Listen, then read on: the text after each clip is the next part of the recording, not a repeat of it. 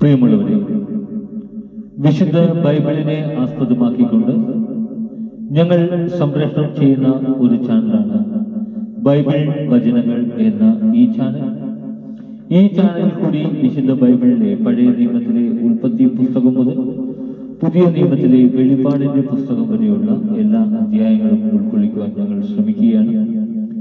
ഈ ദൈവവചന ഭാഗങ്ങൾ കേൾക്കുന്ന എല്ലാവരും ലോകത്തിന്റെ ശാന്തിയും സമാധാനവും നന്മയും ഉണ്ടാകുവാൻ വേണ്ടി എന്നോടൊപ്പം സർവശക്തനായ ദൈവത്തോട് പ്രാർത്ഥിക്കുക. അതോടൊപ്പം തന്നെ ഈ ചാനൽ കാണുന്ന എല്ലാവരും ഞങ്ങളുടെ ചാനൽ ഒന്ന് സബ്സ്ക്രൈബ് ചെയ്യുക. സബ്സ്ക്രൈബ് ചെയ്ത് താഴെ കാണുന്ന ബെൽ ഐക്കൺ കൂടി ക്ലിക്ക് ചെയ്ത് ഞങ്ങളുടെ എല്ലാ അധ്യായങ്ങളും നിങ്ങൾക്ക് ലഭിക്കുന്നത് പോലെ ഞങ്ങളോട് സഹകരിക്കുക.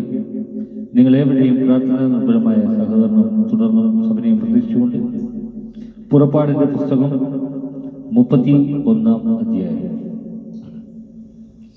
ശില്പികൾ. കർത്താവ് മോശയോട് അരുളി ചെയ്തു, യൂദാ ഗോത്രത്തിൽപ്പെട്ട ഹൂറിന്റെ പുത്രനായ ഊറിയുടെ മകൻ ബസാലേലിനെ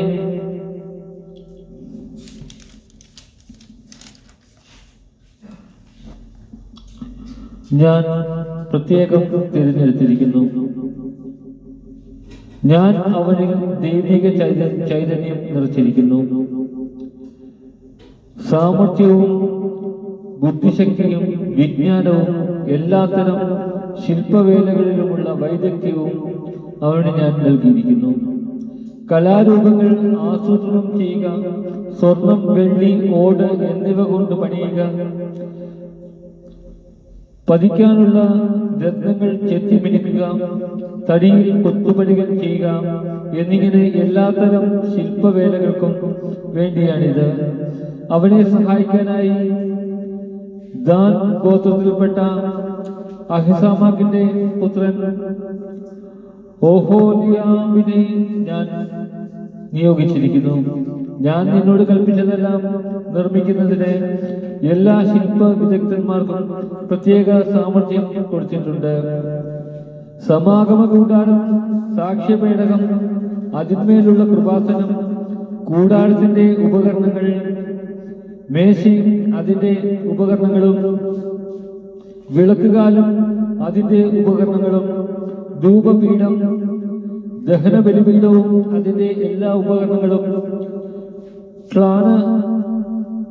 പാത്രവും അതിന്റെ പീഠവും, ചിത്രത്തുന്നലാൽ അലങ്കൃതമായ വസ്ത്രങ്ങൾ, പുരോഹിതനായ അഹറോന്റെ വിശുദ്ധ വസ്ത്രങ്ങൾ, അവന്റെ പുത്രന്മാർ പുരോഹിത ശുശ്രൂഷ ചെയ്യുമ്പോൾ അണിയേണ്ട വസ്ത്രങ്ങൾ, അഭിഷേക തൈലം, വിശുദ്ധ സ്ഥലത്ത് ധൂപാർപ്പണത്തിൽ ഉപയോഗിക്കുന്ന സുഗന്ധദ്രവ്യങ്ങൾ, ഇവയെല്ലാം ഞാൻ നിന്നോട് കൽപ്പിച്ച പ്രകാരം അവർ നിർമ്മിക്കണം. സാബത്ത് ആചരണം.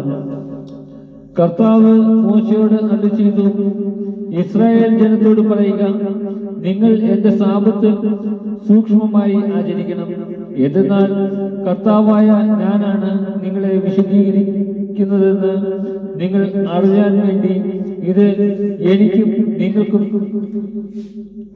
മധ്യേ തലമുറ തോറും അടയാളമായിരിക്കും. നിങ്ങൾ സാബത്ത് ആചരിക്കണം, കാരണം അത് നിങ്ങൾക്ക് വിശുദ്ധമായ ഒരു ദിവസമാണ്. അതിനെ അശുദ്ധമാക്കുന്നവൻ വധിക്കപ്പെടണം.